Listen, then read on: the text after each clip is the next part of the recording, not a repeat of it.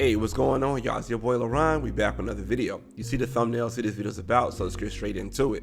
So we have Mayoral Candidate getting shot at by Black Lives Matter activists.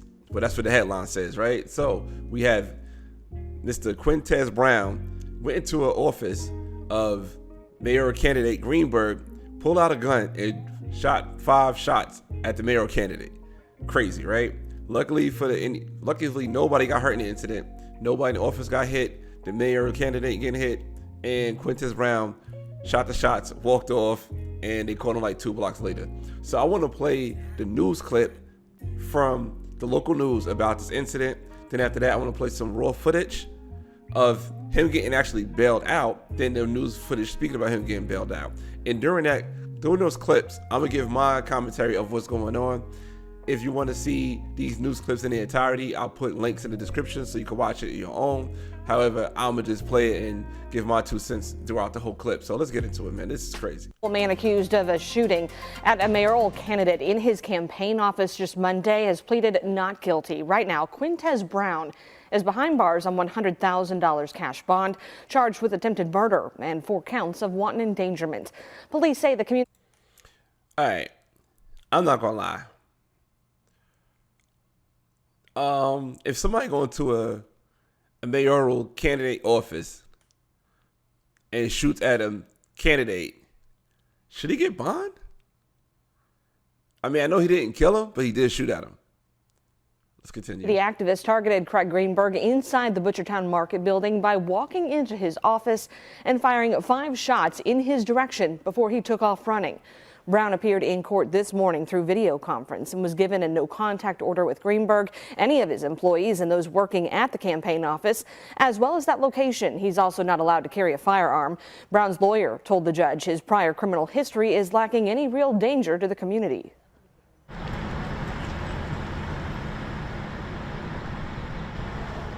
And a police report did say Brown was caught less than a half mile from Butchertown's Market with a loaded 9mm magazine in his pants pocket.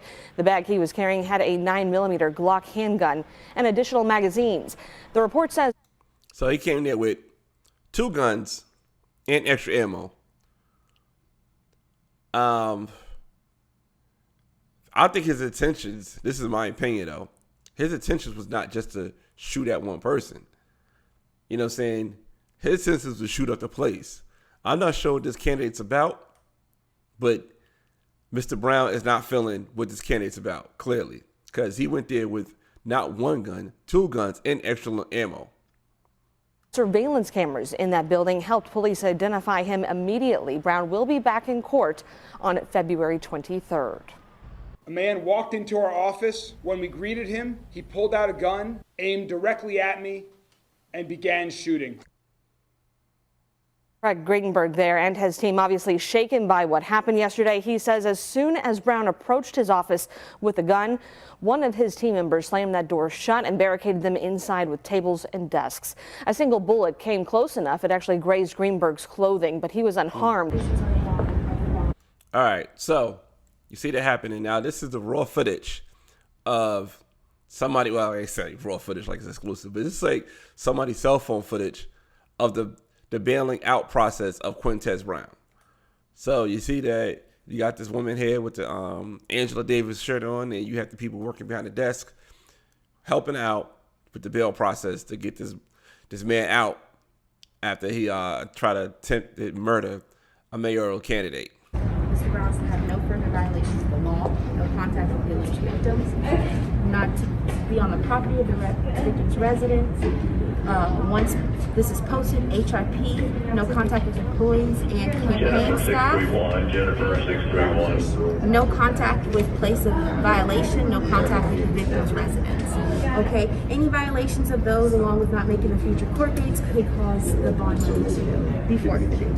The bond money will be tied up with the case for the duration of the case. You and only you will be able to get this back once the case is killed.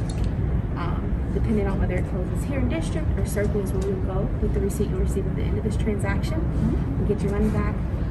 Let's go. Get the door. Get the door. Is there anything you'd like to say? No comment. Let's go, let's go, let's go, let's go. Let's go. Let's go. Somebody help me down the steps. Get him in the car. Happy day, oh happy day, oh happy day, oh happy day, when Jesus was. This is a lot going on. You got the man with the walker. You got the lady singing "Oh Happy Day," and you got all the news reporters out there want to get a comment from this man. It's a lot. It's a lot to unpack right there. Washed all our sins away. Mayoral Candidate Craig. And now this is the news coverage of speaking about how his bill got paid. Greenberg in Butchertown on Monday, charged with attempted murder. Now, the Louisville Community Bail Fund got the money together with the help of Black Lives Matter. Rachel Droz has been covering every step to the bond process today. She was there as it was posted, and Rachel's joining us live here at 6. And Rachel, has Quintez Brown been released yet? What do you know about that? No, Doug, we are still waiting on Quintez Brown to be released from the jail, which is right behind me, after that local organization paid his $100,000 cash bond. And we'll get this sent right over the court. Thank you so much. You're very welcome. The Louisville Community Bail Fund says the organization is paying for Brown's release to keep him safe and give him the help he needs, especially after the recent string of deaths at LMDC. The jail right now, LMDC leadership, have not been able to support the people that are in their care. Legally, that is what they're supposed to do. Chanel Helm says activists and organizers like Brown likely have PTSD after the past couple of years of social unrest and the pandemic. That's something we got to speak on too. He's saying that he may have PTSD from the years of social unrest and the pandemic. That's why I like to try to highlight videos on how they love using our trauma. I always say that they love using our trauma. And when you continuously use trauma in situations, you get things like this, or you get reasons like this, or some may say excuses like this on why he would snap and go to a mayoral candidate office and try to shoot this man. You know, he taking matters in his own hands. Like, all right, I'm gonna shoot this man. Like, bang, bang, bang. Like, I'm gonna try to shoot this man, and I'm with there with 2 guns and extra ammo. That's why you got to be careful with that trauma that we so loosely use, because you never know how people processing it. Says her organization has provided Brown's family with a list of mental health services. In this case, we're dealing with someone that has mental health issues. Helm is an organizer at Black Lives Matter Louisville and the founder of the Louisville Community Bail Fund. She knows Brown personally and says it was important for her and the organization to help him. We have someone who has ignored the West End, has created multiple opportunities for himself that has been hit by this gun violence. And then we have somebody who has been fighting and creating opportunities for others and himself to end gun violence, to end violence in his community. Helm also says she thinks there are multiple sides to all stories. This didn't affect only those folks in the office and their families. This didn't just affect Quintez's family and the people who love him in this community as well. This affects everybody every day. Now, we aren't sure when exactly Brown will be released, but LMDC officials say it usually takes 1 to 4 hours after bail is posted. Doug? All right, so there you have it. I truly believe that his actions were intentional. And she said there's multiple sides of the story. Only other way that I could see that there could be another side to the story, quote unquote, if Greenberg did something personally to Brown where Brown wanted to get back at Greenberg. Like maybe he did something to like somebody in his family directly, or he like had like a love triangle with Greenberg and Brown and somebody else, or maybe they were lovers. That's the only way I could see that being another side to the story where it could be rational. But if that's not the case, you know what I'm saying, in the way that the news is painting it, you have a black man from BLM going to a mayoral candidate office and shooting at him. And not only shooting at him, went there with multiple guns and more ammo to shoot more.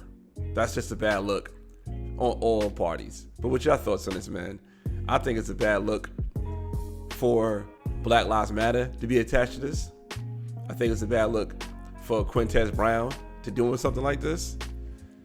And I think it's also, not saying it's a bad look, but it does raise an eyebrow that they raised his money this quick for his bond. And, you know, she gave reasons saying that it's a possibility that the police department is known for people dying there. So they said, you know what, let's get him out and let's get him the treatment that he need. Getting him mental help is important, and also I think getting him the right legal representation is important if you feel like this man is innocent, because you can give him the right mental help and you give him a public defender, he's going to jail. So that mental health issues may just go down the drain once he get back behind those bars and behind those cells and live that life as attempted assassin, basically. You know what I'm saying? But those are my thoughts on it, man. I appreciate you guys' time. Please hit that subscribe button, turn on the notification bell, and so you get alerted, and hit all so you get alerted when I go on a live stream. I do a live stream once a week, every Wednesday at 8:45 p.m. Eastern Standard Time. You know what I'm saying? Just speaking on different topics, have different guests come on. It's funny because my last live stream, we was rocking, it was going smooth, and boom, the power went out. I was like, what in the world? Like, I don't know if the power went out in my building and it came back on. Yeah, it was kind of crazy. It was crazy. But, you know, we still went back on live and kept it going. Yeah, man. But those are my thoughts on this, man. I love to hear what you guys think about this attempted assassination from Quintez Brown. It's crazy. It's really crazy. But those are my thoughts on it, man. All right, man. I appreciate you guys' time. All right, man. Till next time. Peace.